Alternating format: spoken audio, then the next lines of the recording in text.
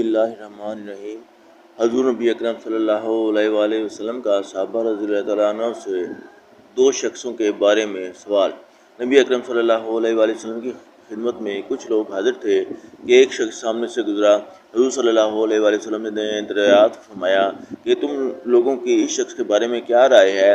عرض کیا یا رسول اللہ، شریف لوگوں میں ہے اور اللہ اس قابل ہے کہ اگر کہیں نکاح کا پیام دے دے تو قبول کیا جائے، کسی کی سفارش کر دے تو مانی جائے۔ حضور صلی اللہ علیہ وآلہ وسلم سن کر خاموش ہو گئے۔ اس کے بعد ایک اور صاحب سامنے سے گزرے۔ حضور صلی اللہ علیہ وآلہ وسلم نے ان کے متعلق بھی سوال کیا۔ لوگوں نے کہا یا رسول اللہ، ایک مسلمان فقیر ہے، کہیں منگنی کرے تو بیاہ نہ جائے، کہیں سفارش کرے تو قبول نہ ہو، بات کرے تو کوئی متوجہ نہ ہو۔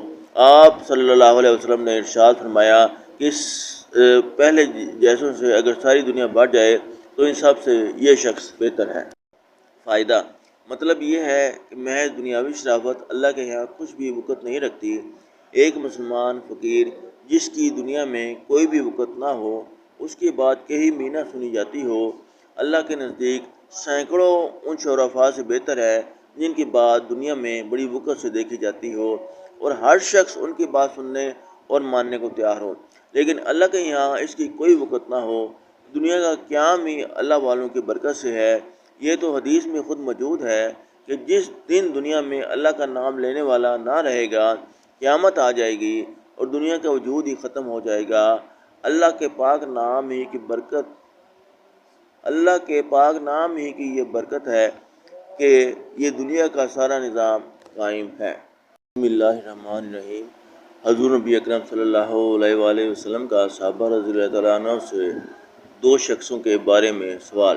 نبی اکرم صلی اللہ علیہ وآلہ وسلم کی خدمت میں کچھ لوگ حاضر تھے کہ ایک شخص سامنے سے گزرا۔ حضور صلی اللہ علیہ وآلہ وسلم نے دریافت فرمایا کہ تم لوگوں کی اس شخص کے بارے میں کیا رائے ہے؟ عرض کیا یا رسول اللہ، شریف لوگوں میں ہے اور اللہ اس قابل ہے کہ اگر کہیں نکاح کا پیام دے دے تو قبول کیا جائے، کسی کی سفارش کر دے تو مانی جائے۔ حضور صلی اللہ علیہ وآلہ وسلم سن کر خاموش ہو گئے۔ اس کے بعد ایک اور صاحب سامنے سے گزرے۔ حضور صلی اللہ علیہ وآلہ وسلم نے ان کے متعلق بھی سوال کیا۔ لوگوں نے کہا یا رسول اللہ، ایک مسلمان فقیر ہے، کہیں منگنی کرے تو بیاہ نہ جائے، کہیں سفارش کرے تو قبول نہ ہو، بات کرے تو کوئی متوجہ نہ ہو۔ آپ صلی اللہ علیہ وسلم نے ارشاد فرمایا کہ پہلے جیسوں سے اگر ساری دنیا بڑھ جائے تو ان سب سے یہ شخص بہتر ہے۔ فائدہ مطلب یہ ہے کہ محض دنیاوی شرافت اللہ کے یہاں کچھ بھی وقت نہیں رکھتی۔